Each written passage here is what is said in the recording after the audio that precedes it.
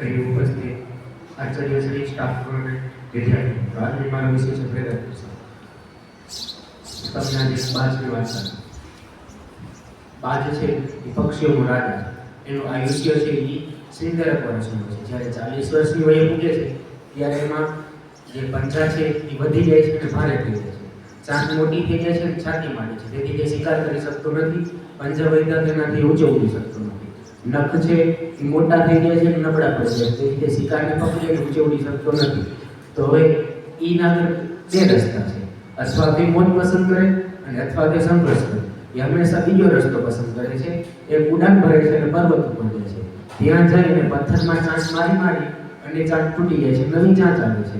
તો પંજા ફૂટતા એને કાઢી લે છે, નવા પંજા આવે છે. અને જે ચાંચ આવી હતી એનાથી તે પાંખો કાઢી લે છે, નવી પાંખો આવી જાય છે. આ સંઘર્ષ બાદ તે ફરી ઉડાન ભરી શકે છે. એના પરથી આપણને એ શીખવા મળે છે કે આપણે સંઘર્ષ કરીએ એટલે થઈ જાય ઊંચે ઉડી શકીએ આપણે પક્ષીની જેમ. એટલે સંઘર્ષ છે હંમેશા કઠિન રહ્યો છે.